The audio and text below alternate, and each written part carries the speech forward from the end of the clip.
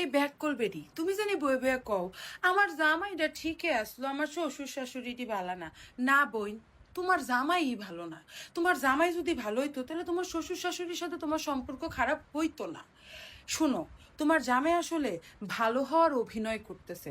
কারণ শ্বশুর বাড়িতে তোমার সাথে আচরণ কেমন হবে ওই বাউন্ডারি সেট করবে তোমার জামাই।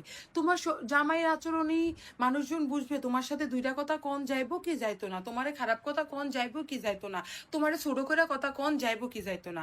যদি তোমারে ছোট করে কথা বলে তোমার জামাই বাঘের মতো সে লয়ে পড়ে, তাইলে মনে করবা তোমার জামাই ভালো। তার কারণে তোমাকে শ্বশুর বাড়িতে তো দূরের কথা বই, অন্যান্য জায়গায়ও মানুষে তোমার ডরাইবো। কারণ কইবো মাগো এই বাড়িতে কিছু করলে বেডির যে জামাই আইয়া দইটা টাইনা ছিঁড়ে লাইব। বুঝছো? তারা মানুষ তোমার ডরাইবো।